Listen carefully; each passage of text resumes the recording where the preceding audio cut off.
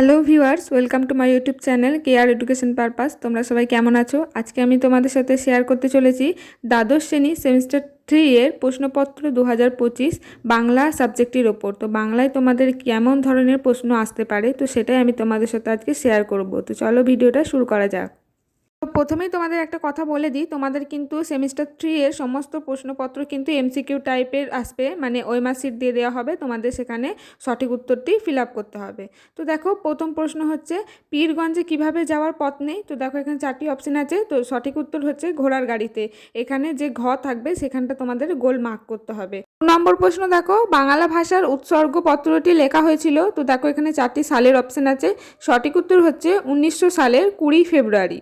3 নম্বর প্রশ্ন, জয়রাম কোন দিনের সকালের পুজোর ঘটা করে করেন। তো দেখো এখানে 4টি বারের নাম আছে, বৃহস্পতিবার, মঙ্গলবার, রবিবার, সোমবার। কোন বারের? উত্তর হচ্ছে রবিবারের পুজো। একবার কলকাতার হাওয়া খেলেই লোকজন কি করে। তো দেখো 4টি অপশানে সঠিক উত্তর কলকাতার ভাষাতেই কথা বলে।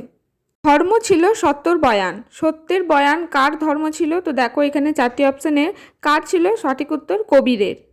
শুধু না থামা কখনো কার ধর্ম ছিল, থেমে না যাওয়ার। সঠিক উত্তর বাতাসের। রক্তে আমি রাজপুত্র, এখানে রক্তে অর্থে। তো দেখো 4টি অপশানে সঠিক উত্তর চারিত্রিক দৃঢ়তায়। দিগ্বিজয় শব্দের অর্থ। তো দেখো অর্থ কি, এখানে 4টি অপশানে সঠিক উত্তর চতুর্দিক বা নানা দেশ জয় করা। শুনে দূর পথের প্রাণ শুকোয়, কি শুনে। তো দেখো এখানে কি শুনে, এখানে অপশান আছে। সঠিক উত্তর হচ্ছে কুকুরের চিৎকার শুনে। রাজের বাড়ির সামনে কাকটি কোন গাছে বসে চেঁচিয়েছিল। তো দেখো কোন গাছে, এখানে 4টি অপশানের সঠিক উত্তর হচ্ছে নিম গাছে বসে চেঁচিয়েছিল। কোন যুদ্ধের প্রেক্ষাপটে তার সঙ্গে কবিতাটি রচিত। তো দেখো কোন যুদ্ধের, এখানে যে যুদ্ধের নাম আছে তার মধ্যে উত্তর হচ্ছে স্পেনের গৃহযুদ্ধ। সমঝে একে পার করতে হবে, কি পার করতে হবে। তো দেখো এখানে সঠিক উত্তর প্রতিকূল সময় পার করতে হবে। স্যার উইলিয়াম জোন্স ভাষাবিজ্ঞানের সূত্রপাত করেছিলেন কত খ্রিস্টাব্দে।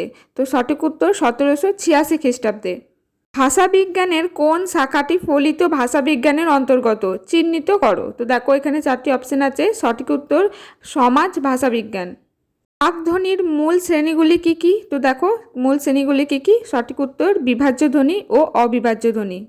শব্দ সমষ্টিতে সহজেই অর্থের ভিত্তিতে শ্রেণীভুক্ত করা যায় শব্দার্থের যে তত্ত্বে, তা হলো, উত্তর হচ্ছে উপাদানমূলক তত্ত্ব। পরের প্রশ্ন দেখো, মনসা গীতি দক্ষিণবঙ্গে কী নামে পরিচিত। উত্তর হচ্ছে ভাষার নামে পরিচিত। ঈশ্বর গুপ্তের মতে কে পক্ষী দলের প্রতিষ্ঠা করেন। সঠিক উত্তর রামনারায়ণ মিশ্র। 19 নম্বর প্রশ্ন, স্কুল বুক সোসাইটি 1822 খ্রিস্টাব্দে যে মাসিক পত্র চালু করে তার নাম কি ছিল। তো দেখো সঠিক উত্তর বর্ষাবলী। বেঙ্গল কেমিক্যালস এর প্রতিষ্ঠাতা। তো দেখো কে প্রতিষ্ঠা করেছিলেন। সঠিক উত্তর প্রফুল্লচন্দ্র রায়। 21 নম্বর প্রশ্ন দেখো, শূন্যস্থান আছে, সঠিক উত্তরটি লিখতে হবে। আছে ড্যাশ দিন মেজবাবুর মেয়ের বিয়ে। অপশনস আছে মঙ্গলবার, সোমবার, বুধবার, শুক্রবার। সঠিক উত্তর হচ্ছে সোমবার দিন মেজবাবুর মেয়ের বিয়ে। জয়রাম মুখোপাধ্যায় বাড়ির ড্যাশ গায়ে একটা ড্যাশ প্রসব করেছিল। তো দেখো এখানে 4টি অপশানের মধ্যে দুটো শূন্যস্থানে কি কি হতে পারে। উত্তর হচ্ছে মঙ্গলা গায়ে, আর কি দিয়েছিল, এরে বাছুর প্রসব করেছিল। বাংলা ভাষা সংস্কৃত ভাষার ড্যাশ চাল নকল করেছে। সঠিক উত্তর হচ্ছে গদাই লস্করি চাল। পরের প্রশ্ন, তার নাম রেখেছি। তো দেখো তার নাম কি রেখেছে। সঠিক উত্তর বিশ্বাস। আর সময় হয়নি, যাই রোগ হোক না কেন সে ড্যাশ যাবে। তো সঠিক উত্তর হচ্ছে সে টিকে যাবে। 26 নম্বর প্রশ্ন, মানুষের মস্তিষ্ককে ভাষা শেখার যন্ত্র বলে উল্লেখ করেছেন। তো দেখো কে উল্লেখ করেছে, এটা হচ্ছে নোয়াম চমস্কি। তো দেখো এখানে মানুষের মস্তিষ্কের ভাষা না যন্ত্র না বলেও কিন্তু এলএডি বলেও দিয়ে দিতে পারে, যে মানুষের মস্তিষ্ককে এলএডি কে বলেছে। তো সঠিক উত্তর হবে নোয়াম চমস্কি। ধ্বনির লিখিত ও সাংকেতিক রূপ হলো। তো দেখো কি, সঠিক উত্তর বর্ণ। 28 নম্বর দেখো, শব্দভিত্তিক শব্দার্থ তত্ত্বের আলোচ্য বিষয়। কি আলোচ্য বিষয়, দেখো এখানে পরপর তোমাকে এগুলো সাজাতে হবে। দেখো 1 নম্বর আছে স্বতন্ত্র শব্দের অর্থ বিশ্লেষণ, এক শব্দের সঙ্গে অপর শব্দের অর্থভিত্তিক সম্পর্ক, সময়ের সঙ্গে ভাষার অর্থের পরিবর্তন, শব্দার্থের রূপান্তর। তো এটা কি হবে উত্তর। দেখো এখানে সঠিক উত্তর হচ্ছে ক। তোমরা ভালো করে প্রশ্নটা দেখে নিও এবং মিলিয়ে দেখো, উত্তর হবে ক। তারপরে দেখো ক্রম অনুযায়ী বাক্যের পুনর্বিন্যাস করো। তো দেখো 29 নম্বরের প্রশ্নে পরপর দেওয়া আছে চারটি। দেখো দিগ্বিজয়ে যেতে হবে, দুয়োরানি দিলেন সাজিয়ে, আকাশে পুষ্পক আর সপ্তডিঙা সাজে সিন্ধু জলে, নিশ্চিত পৌঁছবো সেই তৃষ্ণাহর অর্জুনের দ্বীপে, তেপান্তরের পক্ষীরাজ তার নাম রেখেছে বিশ্বাস। দেখো এই বিকল্প ভিত্তিক প্রশ্নের সঠিক উত্তর হচ্ছে অপশন গ। তারপরে দেখো স্তম্ভ মিলিয়ে সঠিক উত্তর নির্বাচন করো। স্তম্ভের মধ্যে তোমাদের দেখো চারটি ক স্তম্ভে এবং খ স্তম্ভে চারটি দিয়ে দেওয়া হচ্ছে, কোনটি কার সাথে সঠিক উত্তর হবে সেটা কিন্তু তোমাদের অপশনের মধ্যে সাজিয়ে দেওয়া আছে, শুধু সেইটুকুই তোমাদের কিন্তু লিখতে হবে। স্তম্ভ মেলানোর এটার সঠিক উত্তর হচ্ছে দেখো অপশন খ। এখানে দেখো পরপর সাজানোই আছে, তোমরা দেখে নিও এবং নিজেরা মিলিয়ে দেখো।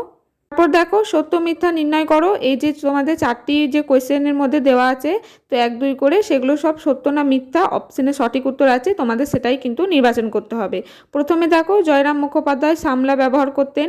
জয়রামের জ্যেষ্ঠ পুত্রটি কলকাতায় বিয়ে পড়ছে। চৈত্র সংক্রান্তিতে বামুনহাটে একটি বড় মেলা হয়। পয়লা বৈশাখ সন্ধ্যাবেলা আদরিণী বামুনহাটের মেলা থেকে ঘরে ফিরে এলো।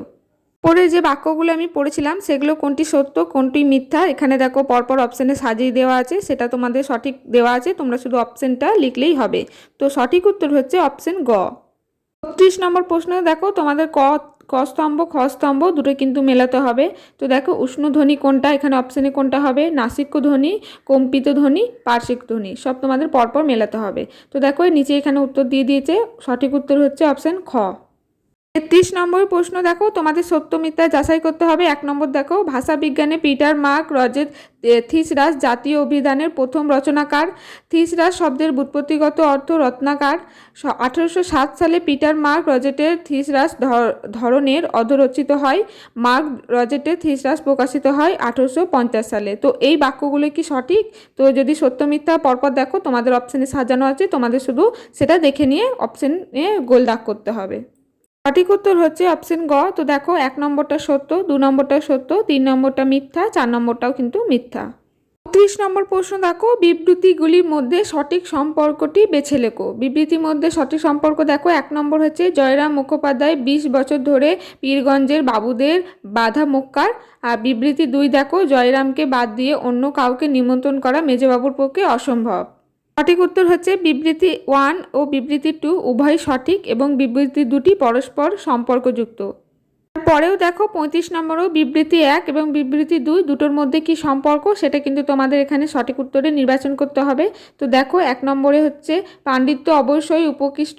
বিবৃতি 2 তত্ত্ববিচার ভাষা অবশ্যই কথা ভাষার মতো সহজ হওয়া উচিত। তো সঠিক উত্তর হচ্ছে অপশন খ, বিবৃতি 1 ও বিবৃতি 2 উভয়ই সঠিক এবং পরস্পর সম্পর্কযুক্ত।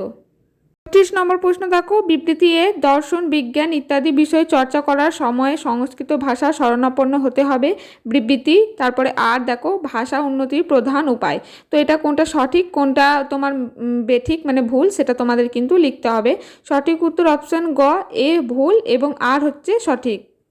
পরে 37 নম্বরও দেখো বিবৃতি এ দুয়োরানি কবি কথককে সাজিয়ে দিলেন।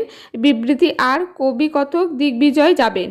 তো এর সঠিক উত্তর হচ্ছে অপশন গ, এ এবং আর উভয়ই সঠিক, আর এর যথাযথ কারণ। পরের প্রশ্ন দেখো ক স্তম্ভ এবং খ স্তম্ভ দুটো মেলাতে হবে। তো দেখো এখানে পরপর 4টি নাম আছে, জগদীশ চন্দ্র বসু, আচার্য প্রফুল্লচন্দ্র ভারতে বিজ্ঞান চর্চার নিদর্শন, জগন্নাথ রায় আর রবীন্দ্রনাথ ঠাকুর। কোনটি কার কি পরিচয় তাদের সাথে মেলে? তো দেখো সঠিক উত্তর হচ্ছে অপশন ক।